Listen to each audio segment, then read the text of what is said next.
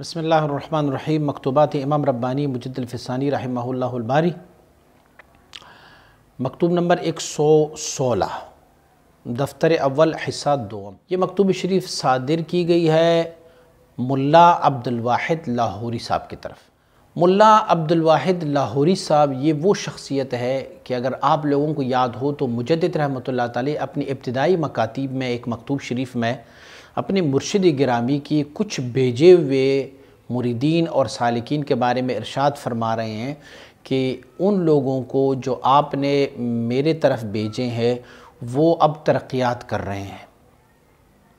حضرت جناب باقی باللہ رحمہ اللہ آپ مبارک انہوں نے کچھ اپنے سالکین مریدین کو مجد الفسانی رحمۃ اللہ تعالی کی طرف بھیجے تاکہ آپ مبارک ان کی تربیت فرمائیں، اور جب وہ سالکین حضرت مجدد رحمۃ اللہ تعالی کی خدمت میں حاضر ہوئے تو مجدد رحمۃ اللہ تعالی نے اپنے مکتوب شریف میں اپنے شیخ حضرت باقی باللہ رحمۃ اللہ تعالی کو لکھا تھا کہ جو افراد آپ نے ہمارے طرف بھیجے تھے وہ آپ کے ساتھ اسی لیے کامیاب نہیں ہو سکے کہ آپ نے اسے مقربین کے رستے پہ ڈالا تھا، جبکہ ان کی حال کے مطابق ابرار کا طریقہ تھا۔ میں نے اسے ابرار کے طریقے میں ڈالا اور انہوں نے ابرار کے طریقے کو طے کر کے اب مقربین کے رستے پہ وہ جا رہے ہیں۔ تو انہی افراد میں سے ایک ملا عبد الواحد لاہوری صاحب بھی تھے۔ مجدد رحمۃ اللہ تعالی ان کو فرما رہے ہیں، سلامتی قلب موقوف بر نسیان ما سواست، کہ آپ کا دل تب سالم ہوگا جس کو سلیم القلب کہتے ہیں۔ سلیم القلب اس بندے کو کہتے ہیں جن کا دل نسیان ما سوی اللہ پر موقوف ہو گیا، یعنی ما سوی اللہ سارا اس کی دل سے فراموش ہو چکا ہوگا، اللہ کے سوا جو کچھ بھی ہے ان کے دل سے وہ سب فراموش ہو چکے ہیں۔ اور یہ مکتوب شریف میں مجدد رحمۃ اللہ تعالی کو فرما رہے ہیں کہ آپ زیادہ شغل دنیاوی امور پر مت کر لیا کرو، ایسا نہ ہو کہ کہیں آپ کو دنیا کے ساتھ رغبت مل جائے۔ مباح چیزیں ہیں، اللہ رب العزت نے ہمیں جواز دیا ہے، اللہ اور اس کے حبیب صلی اللہ علیہ وسلم نے ہمیں اجازت دی ہے کہ مباح چیزیں کرتے رہے، لیکن ان مباح چیزوں میں ابھی اگر ہم زیادہ اشتغال کرتے جائیں گے، زیادہ مباحات میں مشغول رہتے ہیں تو پھر ایسا نہ ہو کہ کہیں اس دنیا کے ساتھ ہماری کوئی رغبت نہ بن جائے۔ آپ ارشاد فرماتے ہیں، میرے عزیز دوست، آپ نے السلامتی قلب کی تحریر یافتہ بود بوضوح انجامید، آپ نے لکھا ہوا ہے کہ سلامتی قلب مجھے ملا ہے، یا سلامتی قلب کیسے ملے گا وہ مجھ تک پہنچ گیا اور واضح ہو گیا۔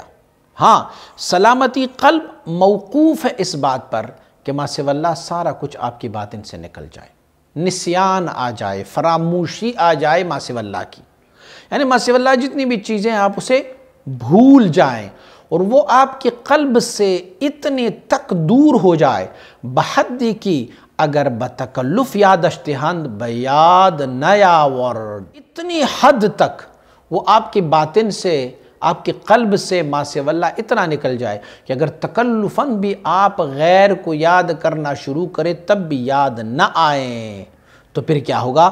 وہ برین تقدیر خطور ما سوارا معنی نہ باشد، جب ما سوی اللہ اتنا کچھ آپ کے باطن سے اتنے طریقے تک، اتنے اندازے تک آپ کی باطن سے نکل جائے کہ اگر تکلفاً بھی آپ یاد کرنا چاہیں تو ما سوی اللہ یاد نہ آئیں تو پھر اس صورتحال میں آپ کو خطرات کی کیا ضرورت ہو سکتی ہے؟ خطرات تو بالکل ہی نہیں آ سکتے، ما سوی اللہ بھی خطرات بھی ما سوی اللہ ہی ہے۔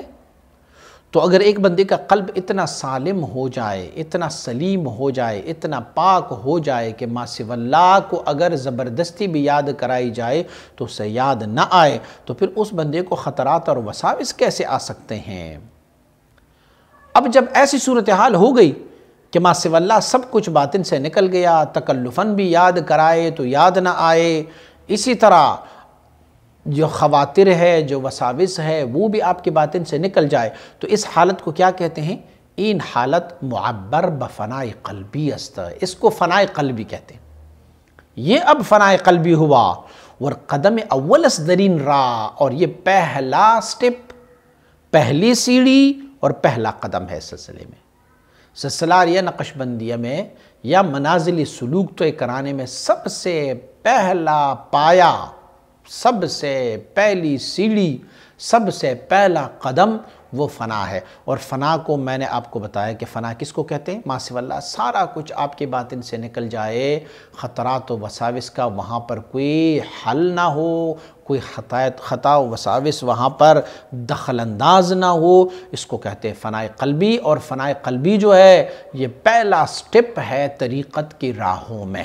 وہ مبشر کمالات مراتب ولایت است، اور جب ایسی صورتحال آئی تو یہ آپ کو مراتب ولایت کی کمالات کی طرف سے بشارت ہی بشارت ہوئی۔ اب آپ جو ہے ولایت پر چلنا شروع ہو گئے ہیں، جب ما سوی اللہ سب کچھ آپ کے باطن سے نکل جاتے ہیں۔ اعلیٰ تفاوت درجات الاستعداد، ہر بندی کی اپنی استعداد کیپیسٹی کے مطابق ان کی درجات ہوتے ہیں۔ آپ کیا کریں؟ ہمت را بلند آرند، آپ اپنی بلند ہمت رکھو، اور وہ بجوزی و مویزی قناعت نہ کند، آپ اخروٹ یا منقے کے ساتھ اپنے دل کو نہ بہلایا کرو۔ اخروٹ اور منقے، یہ جو ڈرائی فروٹس ہوتے ہیں، اس پر آپ دل نہ بہلایا کرو۔ اچھا کیسے دل بہلاتے ہیں؟ اکثر و بیشتر جو بخارا والے لوگ ہوتے ہیں وہ ان کے سامنے ایک ٹرے پڑی ہوتی ہے، اس میں سے کوئی بادام، کوئی پستہ، کوئی منقہ، کوئی ممیز، کوئی اس کے علاوہ اخروٹ وغیرہ یہ پڑے رہتے ہیں، اور مہمان کے سامنے اس کو رکھتے ہیں اسی لیے کہ اس کا دل بہلاتا رہتا ہے تاکہ کھانا تھوڑا لیٹ کرایا جائے۔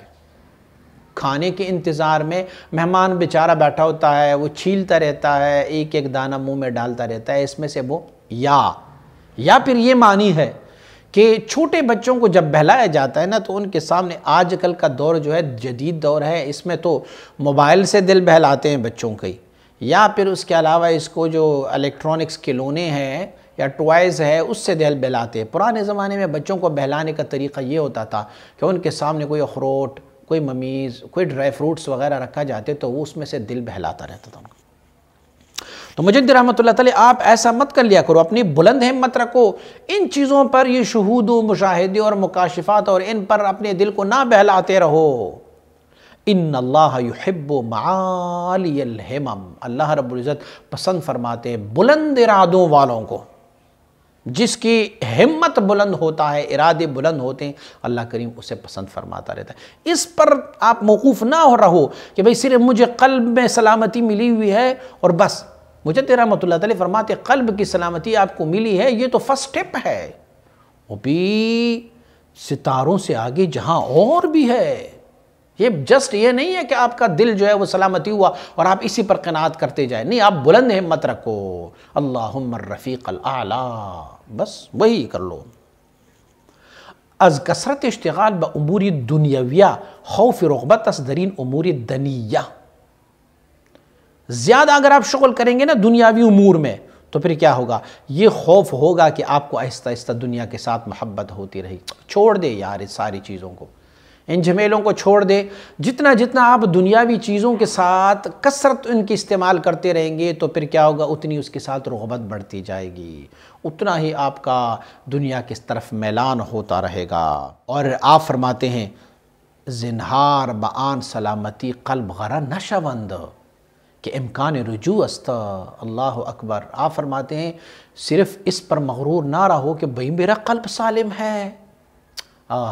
مجدد رحمۃ اللہ تعالی ایک اور مکتوب شریف میں فرما رہے ہیں، آپ فرما رہے ہیں کہ بہت سارے لوگ جو ہے وہ کثرت مریدین سے مغرور ہو جاتے ہیں، میری وجہ سے رب کائنات نے اس کو ہدایت دی، میری وجہ سے اس نے سنتوں پر عمل کرنا شروع کیا، میری وجہ سے ان کی احیاء قلب ہوئی۔ مجدد رحمۃ اللہ تعالی فرماتے ہیں اللہ، کبھی کبھار ایسا بھی ہو سکتا ہے کہ مریدوں کی کثرت پیر کی تباہی کا سبب بن جاتا ہے، ان کی اپنی عبادات کدھر گئی، اپنی طاعتیں کدھر گئی، اپنا ذکر و اذکار کدھر گیا، سارا دن ان کو دے دے، ان کی اصلاح پہ لگے رہیں۔ اصلاح بھی تو اچھی ہے لیکن خود اپنے لیے کیا کیا ہے اس نے، خود کا کام کرے۔ تو آپ فرماتے ہیں اس پر آپ مغرور نہ ہو، کہیں آپ کو دھوکہ نہ پڑ جائے کہ بھائی مجھے سلامتی قلب ملی ہوئی ہے۔ آپ مبارک فرماتے ہیں خدا نہ خواستہ امکان رجوع است، میں بھی ہو سکتا ہے کہ یہ سلامتی قلب بھی چھن جائے اور بندہ پھر وہیں کا وہیں رہ جائے گا۔ تو اس پر آپ مغرور نہ ہو، وَدَرْ اشتغال دنیا مہما امکن اقتان نہ نمائند۔ فرماتے ہیں پھر سے آپ کو کہتا ہوں کہ دنیا میں زیادہ شغل نہ کرو، دنیاوی اعمال میں، دنیاوی افعال میں زیادہ شغل نہ کرو کہ مبادا رغبتی پیدا شود و در خسارت اندازد، ایسا نہ ہو کہ ان کے ساتھ آپ کی رغبت بن جائے اور پھر کیا ہوگا، پھر آپ کو اس کی میں خسارت میں چلا جائے۔ آپ کے پاس گاڑی ہے اور اسی اپنی گاڑی پر قناعت کر لو، لیکن ہوتا یہ ہے کہ آپ کے پاس جب گاڑی آتی ہے تو پھر یہ ہوتا ہے کہ آپ کہیں اس سے اچھی گاڑی مجھے مل جائے، تو جب اس سے اچھی مل جاتی ہے، اس سے اچھی کی خواہش ہوتی ہے، اچھی کی تلاش ہوتی ہے، اس سے اچھا کرتے کرتے 2 مرید بن گئے تو وہ کہتے ہیں 4 بنے، 5 بنے، 10 بنے، 11، 100، 1000، سینکڑوں، جتنی اب رغبت بڑھتی جائے گی دنیا میں تو اتنا ہلاکت کے اسباب بھی میسر ہوتے رہیں گے۔ اللہ اکبر۔ کناس در فقر بمراتب بہترس الصدر نشینی در غنا۔ ایک جھاڑو دینے والا فقیر وہ کئی مرتبہ بہتر ہے اس صدر نشین سے جو غنی ہو۔ محلوں میں بیٹھنے والی غنی سے جھاڑو دینے والا فقیر افضل ہے۔ ان کی دنیا میں اتنا شغل نہیں ہے جتنا محلوں میں بیٹھنے والوں کا ہوتا ہے۔ تو جو بندہ جھاڑو دینے والا ہے فقر میں، وہ اس صدر نشین سے بہتر ہے کہ جو غنی ہو اور وہاں پر بیٹھ جائے۔ یار صحابہ کرام رضوان اللہ علیہم اجمعین میں جو غنی ہوتا تھا نا، ان کے بارے میں بھی کریم آقا نے فرمایا یہ فقراء سے 500 سال بعد جنت میں داخل ہوں گے۔ ایسے نہیں تھے العیاذ باللہ کہ ان کی دین میں کوئی فطور تھا، نمازیں نہیں پڑھتے ہوتے تھے، نہ عبادت میں بھی تھے، طاعت میں بھی تھے، اللہ کے رسول صلی اللہ علیہ وسلم کی صحبت بھی اختیار کی، اس کے باوجود بھی جب وہ غنی تھے، مالدار تھے، تو فرمایا 500 سال بعد فقراء سے یہ جنت میں جائیں گے۔ ہمگی ہمت آن باشد کہ بفقر و نامرادی زندگانی چند روزہ بسر بردہ شودا۔ آپ کی ساری ہمت یہ ہونی چاہیے کہ آپ فقر کے ساتھ اور لوگوں سے ایک طرف سائیڈ پر آپ زندگی اپنی گزاریں۔ وفر من الغنا واربابہ اکثر ما تفر من الاسد۔ غنی مالداروں سے اور مال کی خاوندوں سے اور مال سے ایسے دور بھاگتے جاؤ جیسے بندہ شیر سے بھاگتا رہتا ہے۔ غنیوں سے بھاگتے رہو، دور ہوتے جاؤ، ان کے قریب مت جایا کرو، کہ اللہ رب العزت نے آپ کو فقر کے لیے پیدا فرمایا ہوا ہے، اور حضور نبی اکرم صلی اللہ علیہ وسلم نے فرمایا کہ الفقر فخری، فرمایا فقر میرا فخر ہے۔ تو فقیروں کے ساتھ رہو، دنیا پر زیادہ اشتغال نہ کر لیا کرو۔ تجھے تو یاد ہے نا ملا عبد الواحد، تو کس مسئلے میں میرے پاس آیا ہوا تھا، اور جس مسئلے میں میرے پاس آئے ہوئے تھے نا، اس مسئلے کو میں نے تمہارا حل کرا تو دیا تھا، لیکن اب مجھے خطرہ ہے کہ تو دنیا کے ساتھ لاہور، پتہ ہے کیا معنی ہے لاہور؟ لا پنجابی کا لفظ ہے، لاؤ ہور پنجابی کا لفظ ہے اور بھی لے کے آ۔